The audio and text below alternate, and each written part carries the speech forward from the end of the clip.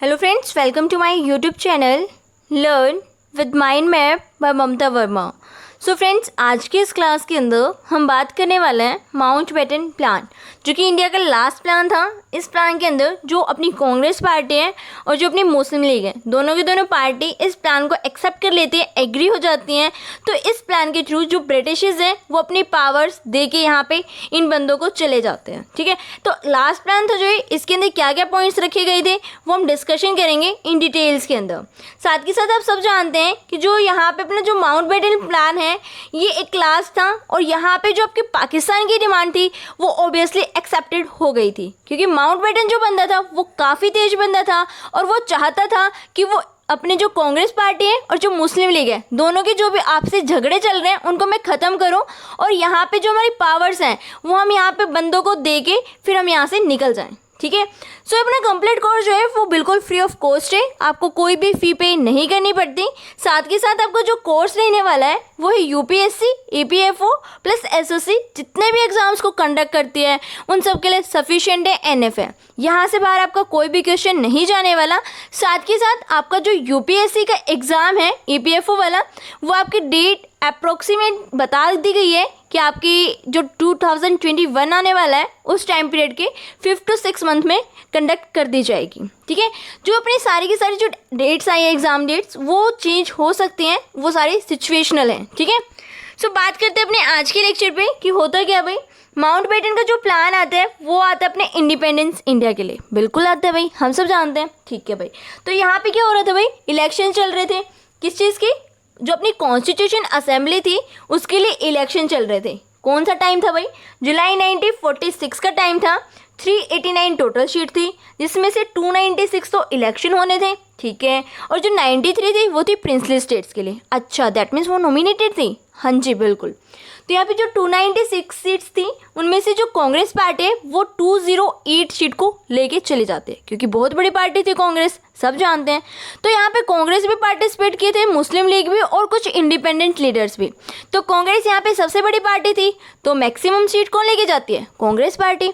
तो मुस्लिम लीग को कितनी मिली? 73 सीट जो होती हैं वो मुस्लिम लीग ले जाती है, और जो रिमेनिंग बचती हैं, रिमेनिंग कितनी 15 सीट्स वो कौन लेके जाती हैं? इंडिपेंडेंट्स। जो भी अपने इंडिपेंडेंट लीडर्स थे जो अलग अलग अपने यहाँ से इलेक्टेड हुए थे वो बंदे 15 थे। ठीक है भाई, तो यहाँ पे जो अपनी मुस्लिम लीग थी उसको बहुत बड़ा झटका लगता है कि ये क्या हुआ, हम तो मतलब एक विनर वाली पार्टी में नहीं आए, हम तो लूजर में हो गए भाई।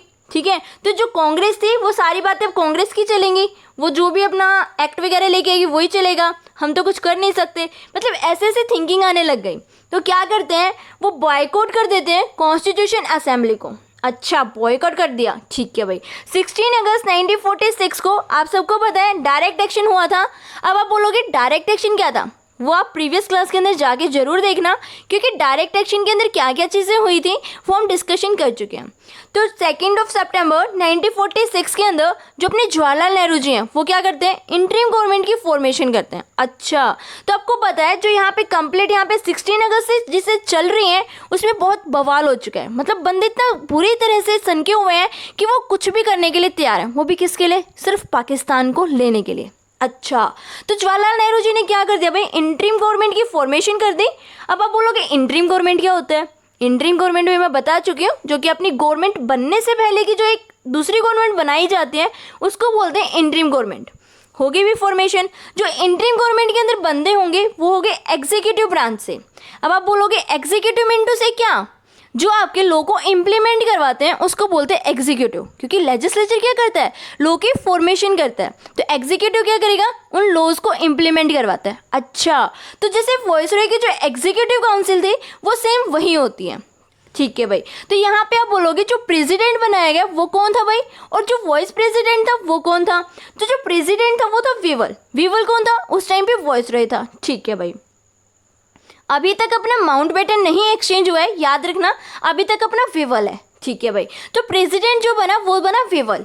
उसके बाद बात करते हैं वाइस प्रेसिडेंट की। वाइस प्रेसिडेंट कौन बने? जवाहरलाल नेहरू जी।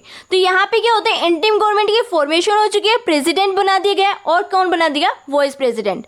जो अपनी मुस्लिम लीग थी वो हल्ला कर रही है बिल्कुल गजब से। यहाँ पे अब तक वो इस जो अपनी इंटरिम गवर्नमेंट है उसके अंदर इन्वॉल्व नहीं हुई है। ठीक है, याद रखना अभी तक जो मुस्लिम लीग है वो यहाँ पे कांग्रेस के अंदर जो इंटरिम गवर्नमेंट है वहाँ पे इन्वॉल्व नहीं है। ठीक है भाई, अब बात करते हैं जो अपनी एग्जीक्यूटिव काउंसिल थी उसके अंदर जो मेंबर्स थे उनको क्या दिया गया, पोर्टफोलियो सिस्टम। अब पोर्टफोलियो सिस्टम अगर आप स्टार्टिंग से क्लासेस से जुड़े हुए हैं तो आपको पता होगा कि क्या होता है।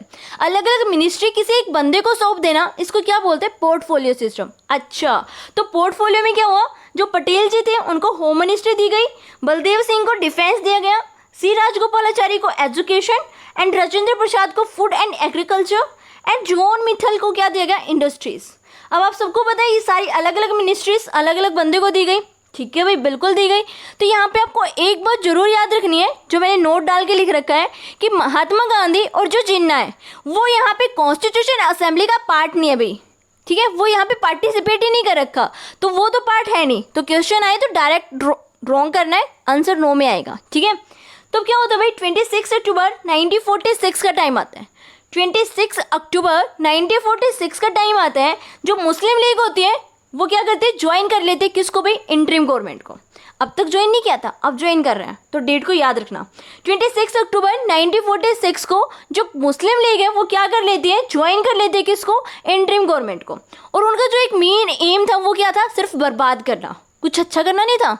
वो मैं आपको प्रीवियस क्लास में बता चुकी हूँ। ठीक है, तो यहाँ पर उन्होंने जो अपनी इंटरिम गवर्नमेंट थी उसको ज्वाइन कर लिया। हाँ जी, कर लिया। तो लियाकत अली एक बंदा था, जानते होंगे आप, पहले भी नाम आ चुके हैं। जो लियाकत अली था उसको क्या दी गई, फाइनेंस मिनिस्ट्री, काफ़ी इंपॉर्टेंट मिनिस्ट्री दी गई। लेकिन बंदे को कुछ मतलब हुआ ही नहीं, मतलब उनका जो मेन एम था वो तो दूसरा था ना। तो यहाँ पे क्या होता है भाई, यहाँ पे कांग्रेस और जो मुस्लिम लीग थी दोनों में फिर से वही पंगे चल जाते हैं कि एक्ट को पास नहीं होने देना, हमें इन्हें आगे नहीं बढ़ना, हमें इनकी इंटरिम गवर्नमेंट को फेल करना है, सक्सेस नहीं होने देना। ठीक है भाई, तो दोबारा फिर से वही पंगे चल रहे हैं, चलने दो। यहाँ पे जो एटली था वो क्या डिक्लेयर कर देता है, वो एटली डिक्लेयर कर देता है कब, 20 फरवरी 1947 के टाइम पे। वो बोलता है कि 30 जून 1948 को जो ब्रिटेन है, जो ब्रिटिशर्स के बंदे हैं यहाँ पे, वो इंडिया को छोड़ के निकल लेंगे यहाँ से। आपको तब तक जो भी करना है, जिसको पावर्स दिलवानी है उसको दिलवा लो। अगर आप कोई भी बंदा नहीं बताओगे तो हम किसे देंगे, जो यहाँ पे प्रोविंसेस हैं हम उनको क्या देंगे, अपनी जो भी पावर्स हैं उनको सौंप के निकल लेंगे। तो उन्होंने सोचा भाई डेट जब आ जाती है हमारे पास, कि जैसे अपने एग्ज़ाम्स की डेट आती है तो हम बिल्कुल गजब से लग जाते हैं अपनी तैयारी करने के लिए। सेम इन्होंने ये भी सोचा कि अगर मैं डेट दूंगा तो बंदे ज़्यादा थोड़े से और इस चीज़ के ऊपर ध्यान देंगे और अपने इस काम में ज़्यादा मन लगा के करेंगे। तो यहाँ पे क्या होता है भाई, डेट अनाउंस कर दी जाती है और बोल दिया जाता है कि इस टाइम पे हम फाइनली इंडिया को छोड़ देंगे। तो पॉइंट्स से कुछ वो बोलते हैं कि we will be transfer the power, हम पावर को ट्रांसफ़र करेंगे। British will leave the India, वो इंडिया को छोड़ के चले जाएंगे। और जो यहाँ पे आपने देखो जो प्रिंसली स्टेट्स हैं उनके ऊपर कोई भी पैरामाउंटेंसी नहीं चलेगी, मतलब उन्हें जहाँ जाना है, जिसके पास ऐड होना वो हो सकता है। मैंने जैसे वेवल के प्लान के अंदर भी बताया था आपको। ठीक है, और जो वेवल्स है वो रिप्लेस कर दिया जाएगा किससे भाई, माउंट बैटन से। ठीक है, यहाँ पे जो वॉइस रहे था वो उसको चेंज कर दिया गया। क्यों किया गया, क्योंकि ये पता था जो माउंट बैटन है वो काफ़ी तेज बंदा है, वो कोई ना कोई इनका सॉल्यूशन जरूर निकाल लेगा। ठीक है, उधर ऊपर से ब्रिटेन वालों को भी जल्दी थी ना जाने की यहाँ से, और वो अब तो बोल रहे हैं हमें लो भाई अपनी पावर्स वगैरह लो और हमें यहाँ से जाने दो। ठीक है भाई, होता क्या, माउंट बैटन अपना प्लान लेके आते कब, 3 जून 1947 में। ठीक है, 3 जून 1947 में अपना प्लान लेके आता है। और जो लास्ट प्लान होता है ब्रिटिशर्स की तरफ से, क्या सोल्व करने के लिए, यहाँ पे डेडलॉक को सोल्व करने के लिए, किसके बीच में, कांग्रेस और ऑल इंडियन मुस्लिम लीग के बीच में। कांग्रेस और जो मुस्लिम लीग है उन दोनों के बीच के जो भी यहाँ पे झगड़े होते रहते हैं, जो भी उनका डेडलॉक है उसको सोल्व करने के लिए ये प्लान आता है। ठीक है भाई, इसके प्रपोजल क्या थे, प्रपोजल थे भाई, फर्स्ट ऑफ फ्रीडम होएगा विद पार्टीशन के साथ में। अब तो मुस्लिम वाले बिल्कुल खुश हो गए होंगे, लड्डू वगैरह बांटेंगे, क्योंकि पार्टीशन की बात आ चुकी है। अब तक पार्टीशन की बात नहीं की गई थी किसी भी प्लान के अंदर, अब भी इन्होंने बोला पार्टीशन होएगा भाई, बिल्कुल खुश हो गए। सेकंड क्या बोला गया, वो पावर को ट्रांसफ़र करेंगे इमीडिएटली। ठीक है भाई, और 2 कॉन्स्टिट्यूशन बनाएंगे, एक इसके लिए, एक इंडिया के लिए, एक पाकिस्तान के लिए, सीधी बात है। और यहाँ पे जो बंदे होंगे पंजाब और बंगाल के, वो खुद डिसाइड करेंगे कि उन्हें इंडिया के साथ रहना है या फिर पाकिस्तान के साथ रहना है। ठीक है भाई, साथ के साथ जो सिंध वाले हैं वो भी उनके खुद का डिसीजन होगा कि उन्हें कहाँ जाना है, ये भी ठीक है भाई। उसके बाद जो नॉर्थ वेस्ट फ्रंटियर प्रोविंसेस थी उनके लिए भी एक जो सैलिड वाला एरिया था उन सब के लिए भी ये बोल दिया गया कि आपके जो भी यहाँ पे डिसीजन है वो आपका फाइनल होगा, आपके ऊपर कोई भी प्रेशराइज नहीं है। ठीक है भाई। देन बाउंड्री की बात की गई, जो पाकिस्तान है और जो यहाँ पे इंडिया है दोनों के बाउंड्रीज के लिए बोला गया। यहाँ पे जो बाउंड्री लेके आएगा बंदा वो कौन आएगा भाई? रेडक्लिफ नाम का एक बंदा आएगा जो कि यहाँ पे बाउंड्रीज को बना के जाएगा। ठीक है भाई, इतनी सारी चीज़ें क्लियर हुई। ठीक है भाई, क्लियर हुई। तो उसके बाद क्या कांग्रेस इस चीज़ को एक्सेप्ट करेगी? क्या मुस्लिम लीग एक्सेप्ट करेगी? मुस्लिम लीग तो भाई लड्डू बांट रही है, बिल्कुल खुश हो चुकी है। क्यों? क्योंकि यहाँ पे पार्टीशन की बात की गई है, 2 कॉन्स्टिट्यूशन की बात की गई है और सीधे सी बात है पाकिस्तान की फॉर्मेशन करने के लिए बोला गया। तो मुस्लिम लीग तो बिल्कुल खुश है। क्या कांग्रेस वाले खुश होंगे?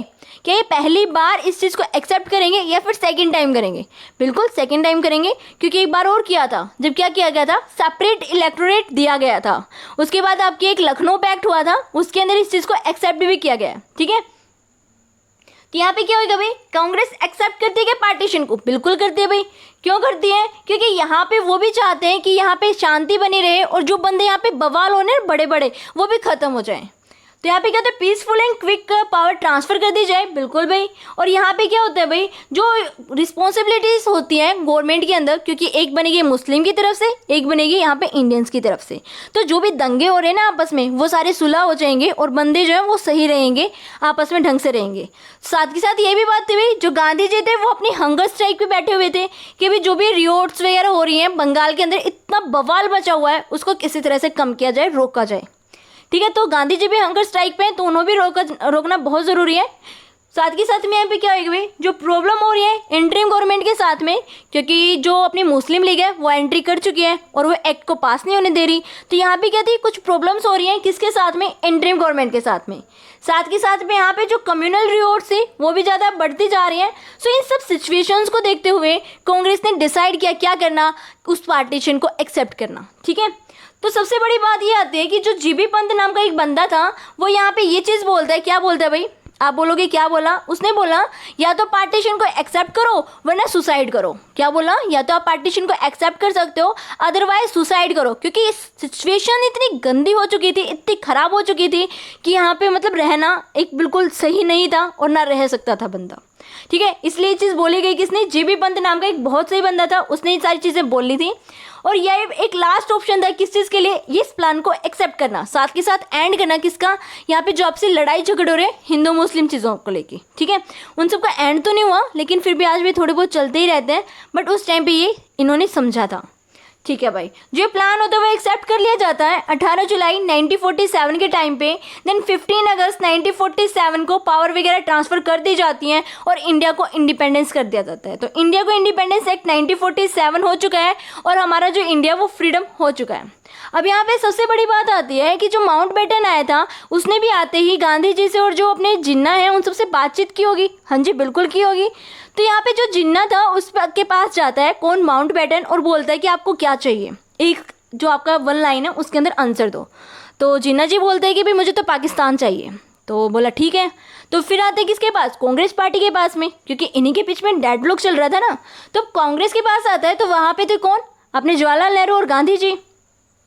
ठीक है भाई, तो उनसे बोलते हैं कि आपको क्या चाहिए, आप किस तरह से इस डेडलॉक को ख़त्म करोगे। तो वहाँ पे जो अपने जवाहरलाल नेहरू जी थे और जो गांधी जी थे तो वो बोलते हैं कि हमें ना पूरी जो सिचुएशन है उसको कंट्रोल करना है। तो पाकिस्तान की फॉर्मेशन तो होनी है, ये तो हमें लग रहा है। अगर फॉर्मेशन आप करना चाहते हो तो पाकिस्तान की फॉर्मेशन इतनी करना ताकि वो पाकिस्तान बन जाए लेकिन बहुत कम एरिया में बने। इसीलिए यहाँ पे जो माउंटबेटन था उसने दोनों की बातें सुनी, पाकिस्तान भी बनाया और जो उसका एरिया है वो कम भी रखा। 2 पार्ट्स में बनाया था ना, एक जो आज के टाइम में बांग्लादेश है और एक जो अपने पाकिस्तान है। ठीक है, ये 2 छोटे छोटे एरियाज़ को बना दिया गया किसके लिए? पाकिस्तान के लिए। और उन्होंने ये क्यों बोला भाई कि कम से कम एरिया रखना? क्योंकि इंडिया के अंदर भी बहुत सारे मुस्लिम कम्युनिटी के बंदे रहते हैं जो कि हार्डली मतलब उनके जो डेडिकेशन है वो इंडिया की तरफ ही है। तो ये बात सबसे बड़ी थी कि यहाँ पे इस चीज़ को एक्सेप्ट किया गया और अपना जो इंडिया था वो फ्रीडम हो चुका है। ठीक है, उसके बाद क्या होती है भाई, कुछ बंदों की यहाँ पे एक थिंकिंग आती है किसको लेके? गांधी जी को लेके। वो क्या बोलते हैं, जो गांधी जी थे वो काफ़ी ज़्यादा डेडिकेटेड हो रहे थे किसकी तरफ? जिन्ना की तरफ। क्योंकि वो जिन्ना को बोल रहे थे कि आप जो चाहते हो ना, मतलब अलग ना हो, अगर आपको गवर्नमेंट लेनी है तो आप पूरी इंडिया की गवर्नमेंट को आप संभालो। हमें दिक्कत नहीं है, लेकिन आप इस तरह से जो आप चाहते हो ना पार्टीशन, वो सही नहीं है। तो इस चीज़ को देख के बहुत सारे बंदे काफ़ी परेशान होते हैं गांधी जी की बातें सुन के। तो नाथूराम गोडसे जो थे वो इसी एक पॉइंट था मे बी जिसकी वजह से उनको वो गोली मारते हैं। ठीक है, ये सारे पॉइंट अपने ज़्यादा इंपॉर्टेंट नहीं है एग्जाम पॉइंट ऑफ व्यू से। सो जितना आपको करवा दिया गया है, ये अपना फ्रीडम स्ट्रगल कंप्लीट हो चुका है। इसके बाद अपने कुछ इंपॉर्टेंट क्लासेस आएंगी, कुछ सोशल रिफॉर्म्स पे, कुछ अपने मेन वॉइस रेज के ऊपर। सो वो आपके ज़्यादा इंपॉर्टेंट भी रहने वाले हैं, क्योंकि वहाँ से आपके मेन पॉइंट्स को कलेक्ट किया जाएगा। आफ्टर दैट यहाँ पे अपलोड कर दिया जाएगा। ठीक है फ्रेंड्स, सो अगर आपको डाउट बनते हैं किसी भी पॉइंट पे तो आप कमेंट सेक्शन में जाइएगा और अपने डाउट्स को पोस्ट कीजिएगा। फ्रीडम स्ट्रगल जो आपका एक पूरा का पूरा कंप्लीट सब्जेक्ट है वो कंप्लीट हो चुका है मेरी तरफ से। सो आपका जो कंप्लीट टेस्ट होने वाला है वो होएगा आपका मंडे को होएगा। तो आप इस सारी चीज़ों को रिवाइज कर ले तब तक अच्छी तरह से, और अपने टेस्ट में अच्छे से रैंक लेके आएँ। Thank you everyone, bye bye, take care.